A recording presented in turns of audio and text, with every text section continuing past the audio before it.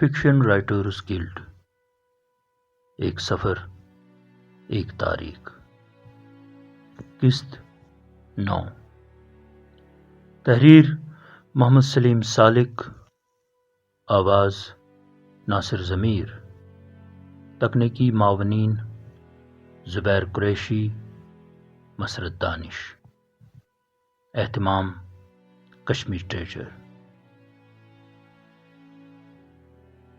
حسب وعدہ میں افسانہ پڑھنے کی تیاری میں مصروف تھا کہ ناصر ضمیر کا فون آیا کہ گلانبی شاہد کی صحت ٹھیک نہیں ہے، اس لیے آج کی نشست پرتاپ پارک کی بجائے ان کے گھر پر ہی منعقد ہوگی۔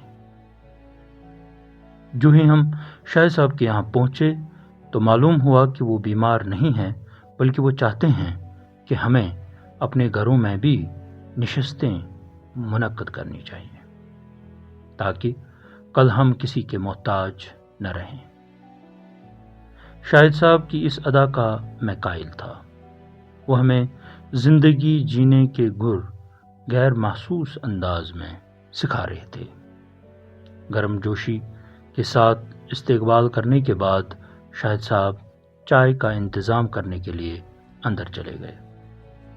ناصر ضمیر نے مجھے مخاطب ہو کر کہا کہ اسے کہتے ہیں خلوص۔ چائے کا دور ختم کرنے کے بعد ناصر ضمیر نے اپنے بیگ سے بزم ادب کا وہ شمارہ نکالا جس میں اس کا پہلا افسانہ ایک دن اور شائع ہوا تھا۔ بزم ادب جی این ڈار المعروف ابن اسماعیل کی ادارت میں نکلتا تھا۔ ابن اسماعیل اپنی ذات میں ایک انجمن تھے۔ انہوں نے ناصر ضمیر اور اس کے دوستوں کی ادبی زندگی پروان چڑھانے میں ایک اہم رول ادا کیا ہے۔ مرحوم خود ایک اچھے افسانہ نگار بھی تھے۔ یہاں اس بات کا انکشاف کرنا مناسب رہے گا کہ ابن اسماعیل عالیہ عنوان کے نام سے بھی لکھتے تھے۔ ابن اسماعیل کے جواں مرگ ہونے سے ادب کا بہت بڑا نقصان ہو گیا۔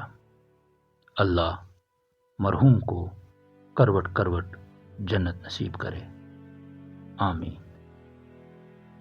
ناصر ضمیر کو اردو دنیا میں متعارف کرانے میں ابن اسماعیل کا خاص رول رہا ہے، جس کا اعتراف آئے دن وہ کرتا رہتا ہے۔ ناصر ضمیر نے بڑی شخصیات کی زندگی کو موضوع بناتے ہوئے کئی افسانے لکھے ہیں، جن میں سعادت حسن منٹو، اسرار الحق مجاز، عمر مجید، حبہ خاتون اور میرا جی قابل ذکر ہیں۔ میرے اصرار کرنے پر انہوں نے اپنا افسانہ میرا متر میرا جی پڑھنا شروع کیا۔ ہم پر سحر طاری ہو گیا۔ ناصر ضمیر کی آواز میں جادو ہے۔ اگر یقین نہ ہو تو ان لوگوں سے پوچھو جنہوں نے موصوف کی اینکرنگ دیکھی ہو یا دوردرشن کے ادبی پروگرام کی ماڈریٹنگ۔ افسانہ میرا جی کی زندگی پر مبنی تھا۔ ابتدائی اقتباس نے ایک عجیب صورتحال سے دوچار کیا جو آج بھی میرے ذہن کے محفوظ کھانے کا حصہ ہے۔ کوٹ: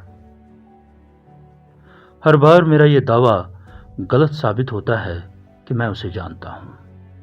سچ یہ ہے کہ میں کبھی بھی اسے جان نہ سکا اور شاید نہ کبھی جان سکوں گا، کیونکہ ہر بار وہ ایسی حرکتیں کرتا ہے جس کی وجہ سے اس کی شخصیت کے نئے رنگ، نئے پہلو سامنے آتے ہیں اور اسے جاننا، پہچاننا مشکل ہو جاتا ہے، کیونکہ میرا متر میرا جی ایک الجھی ہوئی گتھی ہے، لیکن پھر بھی میرا یہ دعویٰ ہے کہ وہ میرا دوست ہے جس کے ساتھ میری بے حد جذباتی وابستگی ہے۔